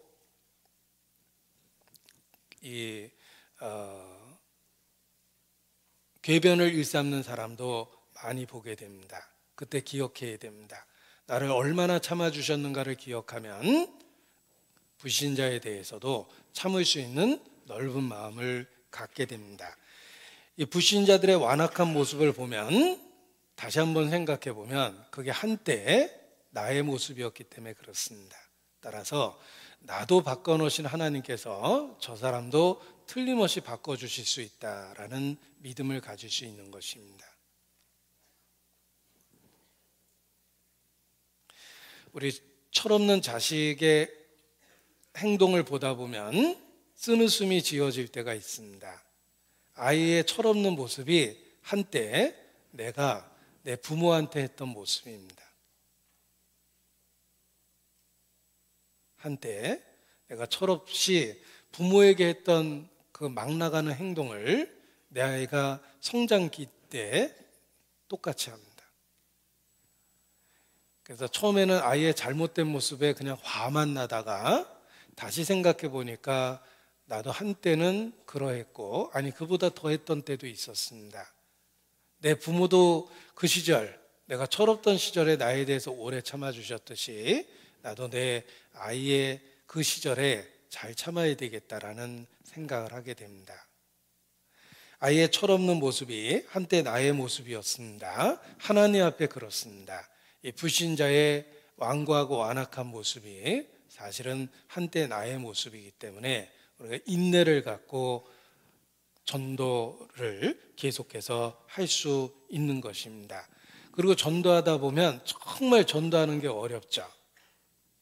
그런데 그 어려운 일을 하나님이 내 속에서 하셨어요. 한 사람이 생각과 태도가 바뀌어서 말씀을 받아들이고 예수님을 믿는다는 게 참 어렵습니다. 저는 불신자를 이렇게 앞에 대하면 큰 정말 산을 보는 것 같아요. 넘을 수 없는 산을 보는 것 같아요. 자신이 없어요. 그런데 생각해 보니 그 사람의 말과 태도와 생각이 한때 나의 모습하고 너무 똑같습니다. 내가 저거보다 더하면 더했지 덜하지는 않았다는 생각이 듭니다. 전도하기 그렇게 어려운 그런 넘지 못할 산처럼 보였던 나도 주님이 바꿔놓으셨습니다. 그렇다면 저 사람도 바꿔놓으실 거야 라는 생각을 하고, 그리고 인내를 갖고 말씀을 한 구절 한 구절 전하게 됩니다. 전도하기 어렵다는 생각을 할 때마다 나도 정말 어려운 대상이었는데 하나님이 나를 바꿔놓으셨구나, 그 은혜를 깨닫고, 그리고 불신자에 대해서 오래 참아주려는 마음을 갖게 됩니다. 운전을 초보 생활을 겪으면서 어렵게 배운 사람은 다른 초보를 볼 때 이해가 간다. 근데 뭐 이게 타고난 그 소질이 있어서 그런지 쉽게 운전 배운 사람은 초보를 보면 이해가 안 돼요. 이 훌륭한 교사는, 천재는 훌륭한 교사가 못 된다고 생각해요. 왜냐하면 별 노력 없이 쉽게 지식을 습득했기 때문에. 그걸 왜 몰라요? 그게 왜 안 외워져요? 뭐 이런 속 터지는 이야기해서 상처 준다. 예.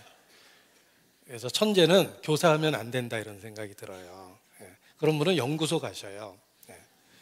그런데 진짜 평범했기 때문에 뭐 하나 이해하기가 어려웠고 뭐 하나 외우기가 어려웠다면 훌륭한 교사가 될 거예요.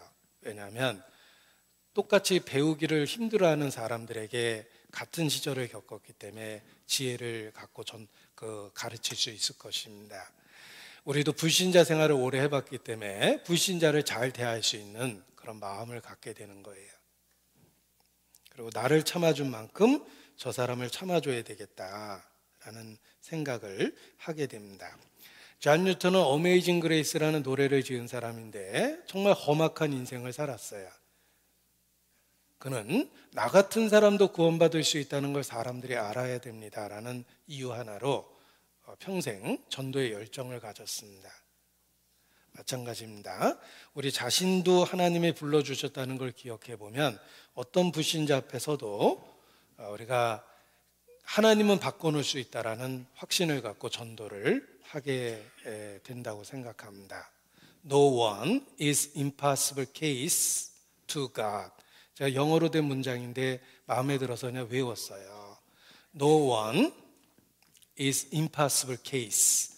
불가능한 경우는 아무에게도 없다. To God. 하나님에게 대하여. 하나님은 어떤 사람들도 불가능하다고 얘기하지 않습니다. impossible case가 없어요. 불가능한 경우가 없습니다. 사울도 바울이 되게 하셨고 나도 바꿔놨다면 누구든지 바꿔놓을 수 있습니다. 그래서 살아있는 한 인내를 갖고 전도할 수 있는 것입니다. 자, 바울은 대적자였다가 구원을 받고 바울이 우리에게 롤 모델이 될 수 있는 이유는 끝까지 믿음을 지켰다는 거예요. 중간에 실패하는 사람들이 많습니다.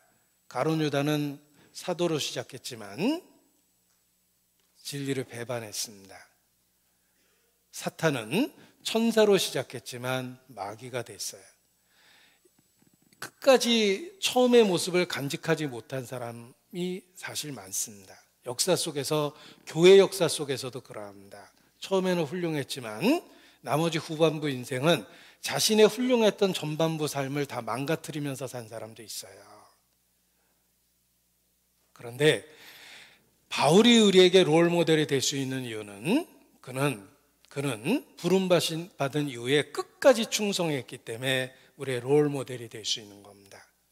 바울은 달려갈 길을 마쳤어요. 믿음을 지켰어요. 그래서 우리의 롤 모델이 될 수 있는 것입니다. 디모데후서입니다.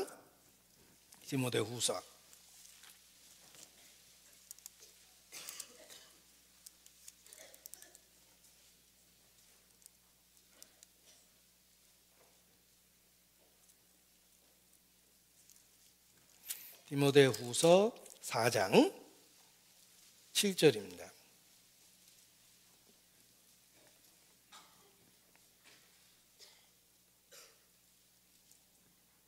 디모데후서 4장 7절 같이 읽겠습니다. 내가 선한 싸움을 싸우고 나의 달려갈 길을 마치고 믿음을 지켰으니. 네, 됐습니다. 이 성경을 한 번 읽으면 계속 읽고 싶은 충동이 생기시죠? 네. 아주 바람직한 충동입니다. 이 성령의 감동 감화되면 자꾸 읽어지는 그런 작용이 있어요.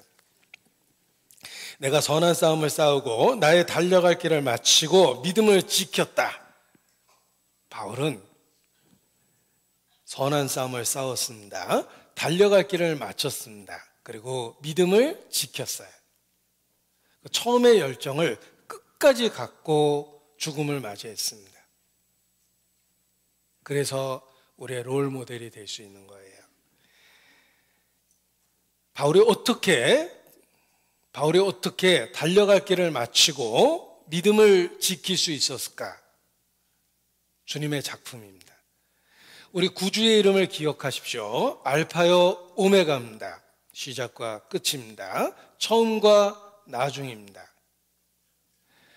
사울의 삶 속에서 선한 일을 시작하셨던 그 주님께서 사울의 삶에 바울을 만들어 주시고 삶을 끝까지 마무리하셨어요. 예수님 자신은 시작과 끝이에요. 알파요 오메가입니다. 처음과 나중입니다. 그러면 예수님은 우리 안에서 믿음을 시작하신 분이고 예수님은 믿음을 완성하고 끝까지 지킬 수 있는 분입니다. 바울이 어떻게 달려갈 길을 마치고 믿음을 지킬 수 있었을까? 하나님의 작품이에요. 그 뒤에 하나님이 계신 겁니다. 이스라엘이 생존이 불가능한 광야에서 어떻게 생존해내서 가나안 땅에 이르렀을까? 이스라엘 광야 40년 뒤에 하나님이 함께 계셨어요. 광야 40년 동안 그들을 지켜내신 건 하나님의 작품이에요. 바울이 끝까지 믿음을 지킨 건 하나님의 작품이에요. 하나님이 그렇게 하신 거예요. 하나님의 이름 자체가 시작과 끝이요, 처음과 나중이요, 알파요 오메가이기 때문에 그렇습니다. 우리 안에 시작하신 분이 우리 안에 끝을 내세요. 그래서 주님이 시작하셨기 때문에 주님이 끝을 낸 거예요. 믿음을 지킬 수 있도록 만들어 주신 겁니다. 하나님의 작품이에요. 신명기 1장입니다. 신명기 1장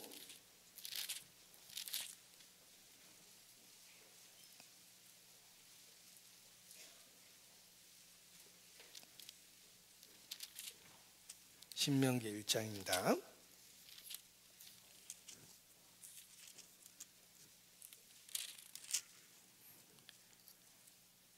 30절 너희 앞서 행하시는 너희 하나님 여호와께서 애굽에서 애굽에서 이스라엘을 완전하게 구원해 내셨습니다. 누가 하셨냐면 너희 앞서 행하시는 하나님께서 애굽에서 그들을 완전하게 탈출시켰습니다. 31절 광야에서도 광야 40년에서도 하나님이 그렇게 하셨어요. 31절 같이 읽죠. 광야에서도 너희가 당하였거니와 사람이 자기 아들을 아는 같이 너희 하나님 여호와께서 너희 행로 중에 너희를 아느사 이곳까지 이르게 하셨느니라 하나. 자, 애굽에서도 하나님께서 앞서 행하시며 성공적으로 탈출시키셨습니다. 이스라엘의 구속의 역사를 시작하셨죠. 출애굽하셨습니다. 광야에서도 40년을 지나서 가나안 땅으로 그들을 인도하셨습니다. 하나님께서 그렇게 하신 거예요. 광야 40년을 버텨낼 수 있었던 이유는 광야에서도 하나님께서 너희를 아느사 이곳까지 이르게 하셨다. 추운 새벽에 아이를 데리고 먼 길을 가야만 했던 어머니, 아이를 안고 업고 칭얼거리는 아이를 달래면서 새벽에 먼 길을 가셨어요. 아이 스스로 대견스럽게 여길지 모르겠지만 사실 엄마가 함께하지 않았으면 절대로 아침 일찍 먼 길을 이동을 못했을 겁니다. 우리가 그렇습니다. 우리 안에 착한 일을 시작하시니 그 하나님께서 광야 40년을 통과하게 하시는 것처럼 우리를 끝까지 지키시고 인도하시고 있다는 사실을 기억하셔야 됩니다. 우리 안에 그 일을 시작하신 이가 시작과 끝이기 때문에 주님이 그것을 끝까지 이루십니다. 빌립보서 1장입니다. 빌립보서 1장 6절입니다.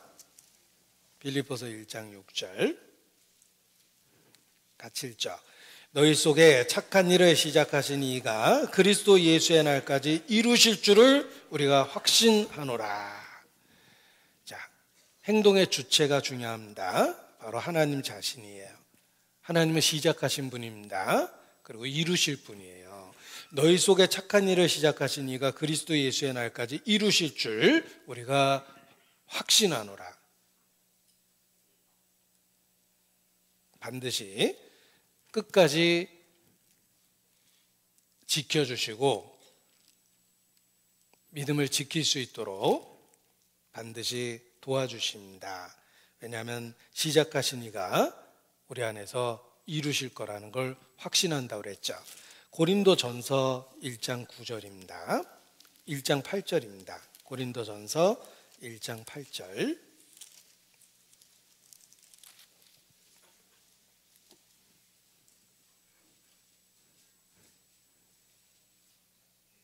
(8절) (9절을) 같이 읽겠습니다. 주께서 너희를 우리 주 예수 그리스도의 날에 책망할 것이 없는 자로 끝까지 경고케 하시리라. 너희를 불러 그의 아들 예수 그리스도 우리 주로 더불어 교제케 하시는 하나님은 미쁘시도다. 주께서 하십니다. 끝까지 하십니다. 무엇을 하시냐면 우리를 지켜내세요. 주께서 끝까지 우리를 경고케 하십니다. 그리고 우리를 끝까지 지키시는 방법이 예수 그리스도와 더불어 교제케 하세요. 그리스도는 단지 우리를 구원하시는 일로 끝난 것이 아니라 그 과정 속에서 우리를 보호하고 인도하시며 앞서 행하십니다. 그리고 우리를 지켜내세요. 부모가 아이를 안고 가듯이 하나님이 우리를 안고 가셔요.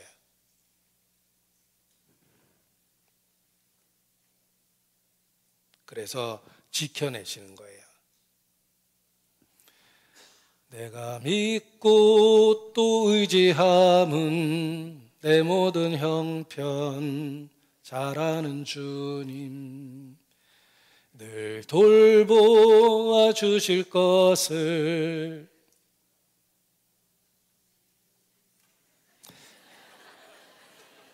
나는 확실히 하네. 네, 그렇습니다.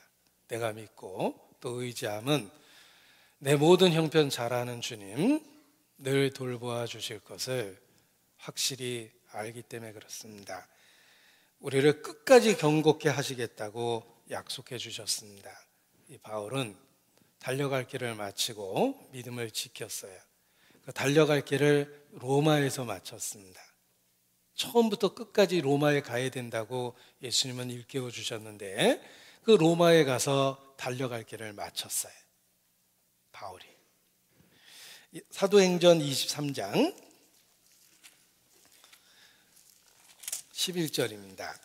제가 23장 11절 본문을 갖고 나의 로마로 가는 길이라고 작년에 2번이나 말씀을 드렸습니다. 그래서 오늘 제가 드린 말씀이 그 연상선상에 있기 때문에 11절 말씀을 다시 한번 같이 읽겠습니다. 그날 밤에 주께서 바울 곁에 서서 이르시되 담대하라. 내가 예루살렘에서 나의 일을 증거한 것과 같이 로마에서도 증거하여야 하리라 하시니라. 바울의 최종적인 목적지는 로마였습니다. 로마에서 달려갈 길을 마치고 믿음을 지키고 죽음을 맞이했습니다. 주님은 로마에 이르는 순간까지 함께 하셨고 로마에서도 함께 하셨고 죽음을 맞이할 때까지 믿음을 지킬 수 있도록 함께 해주셨습니다. 이러한 바울의 삶은 모든 성도의 삶에 대한 모형입니다.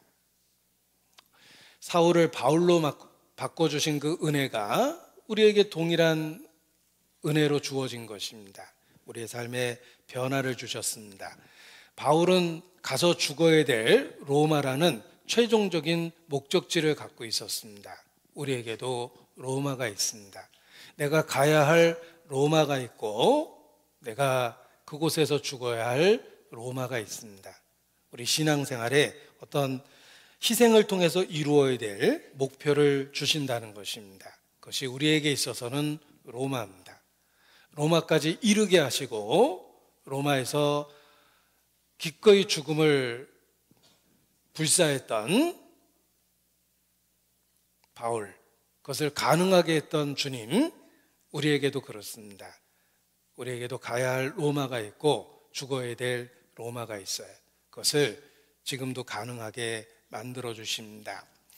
이 로마 그리고 순교라는 단어를 생각해 보면 쿼바디스라는 그 영화가 생각이 납니다. 쿼바디스, 라틴어입니다. 주여 어디로 가시니까? 라는 그 라틴어를 그대로 영화 제목으로 삼았습니다. 당시는 로마 시대니까 로마의 언어를 사용했을 테고, 쿼바디스, 주여 어디로 가시니까? 라는 말이 쿼바디스인데, 그 영화의 하이라이트가 무엇입니까? 로마에 엄청난 핍박이 일어납니다. 많은 그리스도인이 죽게 됩니다. 베드로가 로마에 있다가 주변 사람들의 권유를 받고 황급히 대피합니다. 그래서 로마 시내를 빠져나가는데 예수님이 쑥 지나갑니다. 쿼바디스, 주여 어디로 가시나이까? 그 질문에 내가 내 양을 버리고 도망가니 내가 다시 죽으러 로마로 간다. 이렇게 말씀하십니다. 베드로가 충격을 받습니다. 내가 내 양을 버리고 도망가니까 내가 다시 죽기 위해서 로마로 간다라는 그 예수님의 답을 듣고 핍박받는 교회와 함께 하겠다고 결심을 하고 로마로 갑니다. 그리고 로마에서 순교당했습니다. 교회 역사는 베드로가 거꾸로 십자가에 못 박혀 죽었다라고 기록하고 있습니다. 바울도 로마에서 달려갈 길을 마치고 믿음을 지켰습니다. 베드로도 교회 역사에 보면 로마에서 달려갈 길을 마치고 믿음을 지켰습니다. 로마는 제국의 수도입니다. 그 로마를 통해서 복음이 유럽 전체에 전해질 수 있었던 것입니다. 그 엄청난 결과를 위해서 하나님은 순교자들을 허락하신 것입니다. 우리에게도 로마가 있습니다. 내가 가야 할 곳이 있고 희생해야 될, 내 삶을 희생해야 될 로마가 있습니다. 그걸 버리고 도망가는 것은 옳지 않습니다. 이 베드로가 죽기 위해서 다시 나타났을 때 생각해 보십시오. 많은 순교자가 있었는데 그들은 본성적으로 죽음 앞에서 두려웠을 겁니다. 그런데 베드로가 다시 나타났어요. 그리고 자신들의 죽음 그 옆에서 처절하게 거꾸로 십자가에 못 박혀서 죽으면서도 믿음을 지킵니다. 생각해 보십시오. 옆에서 함께 죽어가는 많은 순교자들에게 얼마나 큰 위로가 되었겠습니까? 자신들이 순교당하는 그 시간에 베드로가 함께 있었어요. 그리고 거꾸로 못 박히는 더 처참한 모습 속에서 믿음을 지키고 죽어갑니다. 로마에서 순교당했던 성도들은 외롭고 쓸쓸하게 버림받아서 죽어간 게 아니라 하나님이 주시는 최고의 격려와 위로 속에서 죽음을 맞이했던 것입니다. 그 로마에서 바울도 죽었고 베드로도 죽었고, 우리도 죽는구나. 그리고 기꺼이 죽을 수 있는 용기를 얻었을 겁니다. 지금도 그렇습니다. 우리가 희생해야 될 로마가 있는데 우리가 희생하면 함께 희생하는 분이 힘을 얻고 위로를 얻습니다. 그게 교회예요. 교회는 하나님의 백성과 함께 고난받는 것입니다. 우리가 희생하면 함께 희생하는 사람이 위로를 얻어요. 우리가 봉사하면 함께 봉사하는 사람이 옆에서 힘을 얻습니다. 우리가 수고하면 함께 수고하는 사람들이 더 큰 힘을 얻어요. 그래서 그 모든 일을 감당해낼 수 있게 되는 것입니다. 그래서 나의 로마가 있다. 내가 가야 될 로마가 있고 죽어야 될 로마가 있다. 지금도 마찬가지입니다. 우리가 함께 목표하는 그 목표를 위해서 같이 수고하고 같이 희생할 때 서로에게 큰 힘이 되고 위로가 되는 것입니다. 그리고 그 모든 것 뒤편에 주님이 있다는 것을 기억하십시오. 이 사도행전에는 바울의 행적이 마무리되지 않고 끝이 납니다. 영화로 치면은 한참 스토리가 진행되다가 영화 끝나는 거하고 똑같습니다. 그 이유는 바울의 삶은 또 다른 바울을 위해서 바울을 통해서 재현될 것이며 교회 역사 속에서 끊임없이 계속될 것이기 때문에 그렇습니다. 그래서 사도행전이 마무리가 안 된 거예요. 바울은 그 시대에만 있었던 게 아닙니다. 모든 시대에 또 다른 바울이 바울의 삶을 이어갔습니다. 우리 시대도 그렇습니다. 교회가 그 바울의 삶을 이어가고 있는 것입니다. 교회가 바울의 역할을 하고 있는 것입니다.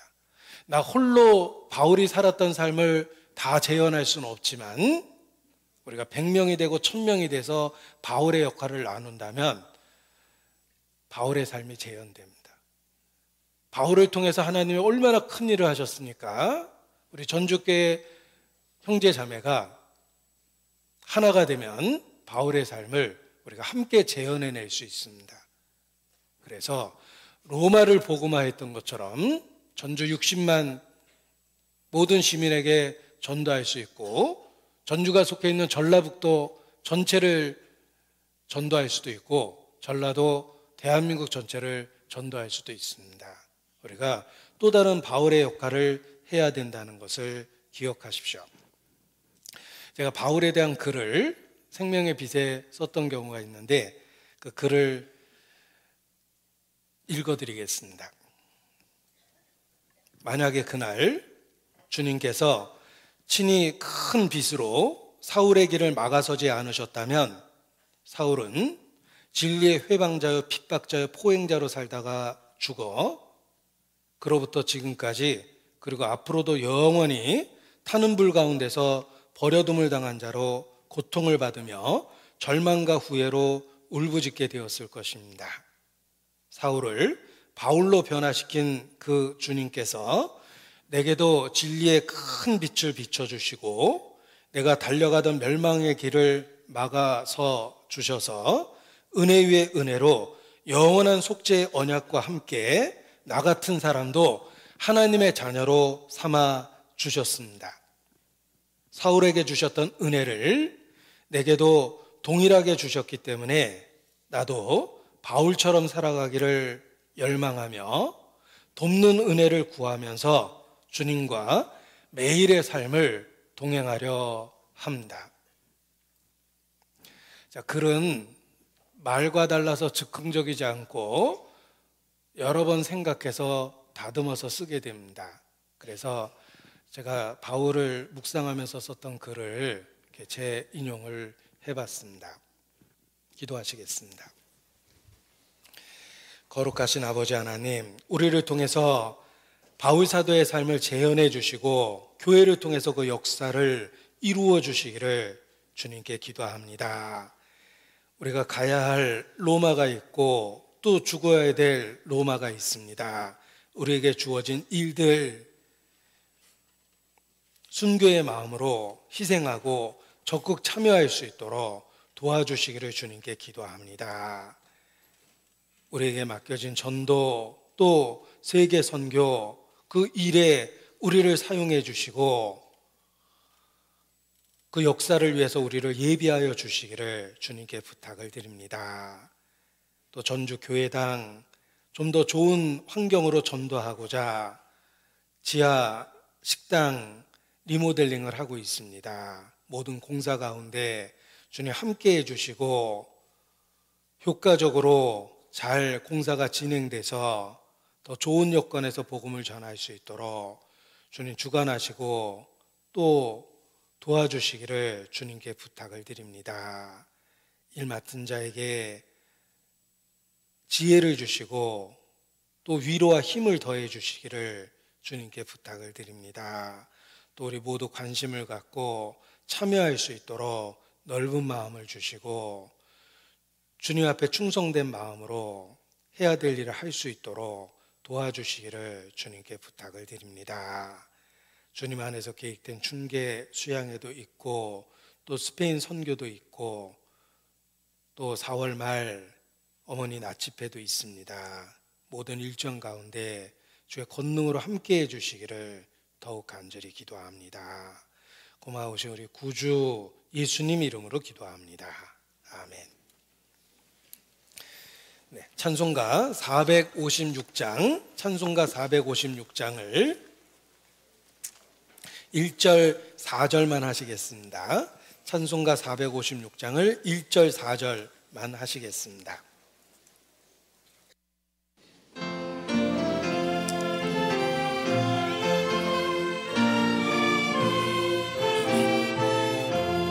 주와 같이 길 가는 것 즐거운 일 아닌가.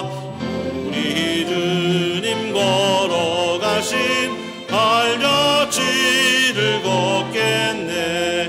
한 걸음 한 걸음 주 예수와 함께 날마다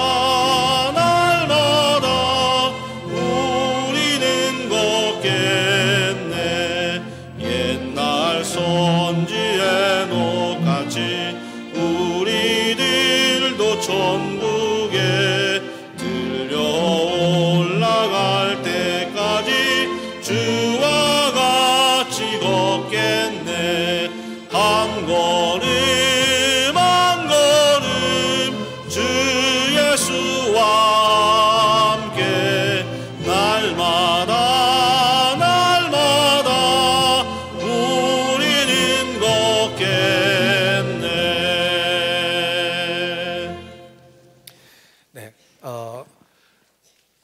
지금 저희 전주교회 온 성도가 이렇게 특별 헌금을 하고 있습니다. 한 2년을 계획하고 목표 금액은 12억을 하고 있습니다. 제가 지하 리모델링 공사에 많은 물질이 필요하고 또 공주에서 지금 건축 중인 소망간 신축과 관련해서도 전주교회가 담당할 몫이 있기 때문에 그러합니다. 그리고 앞에 언약교회당을 저희가 드디어 구입을 했기 때문에 그 구입 자금과 관련해서도 이미 지불됐지만 교회 재정 계획상 그 자금도 필요하기 때문에 목표 금액을 12억으로 해서 이렇게 2년 계획으로 건축 헌금을 추진하고 있습니다. 저희 한 달 그 11조 살림이 1억 원 정도가 넘습니다. 그래서 12억이면은 11조로 치면은 그 12달치 정도에 해당하는 그런 큰 금액입니다. 그래서 개인적으로도 2년이라는 기간을 계산해서 그 12달치 정도의 11조를 하겠다라고 생각하면 저희가 충분히 감당할 수 있는 그런 금액이 됩니다. 그래서 헌금은 우리의 삶을 이렇게 희생하고 또 불편하게 만드는 그런 일임에 틀림이 없습니다. 그래서 지난번에 말씀드린 것처럼 그 자원에서 기쁨으로 참여해 주시고 마음에 부담이 되시는 분은 그 참여하지 않으셔도 됩니다. 왜냐하면 중요한 건 목표 금액보다 우리가 자원에서 기쁨으로 참여하는 것이 중요하기 때문에 그렇습니다. 그러나 꼭 참여하지 않는다 하더라도 반대하면은 희생하는 분들에게 큰 그 마음의 실망이 되기 때문에 옆에서 위로하고 격려하는 가운데 이렇게 목표 금액을 저희가 잘 감당했으면 좋겠습니다. 그래서 적극 계획을 잘 세우셔서 적극 참여해 주시기를 부탁을 드립니다. 우리 봉사회장님 가장 은혜로운 광고 말씀이 있도록 하겠습니다. 네.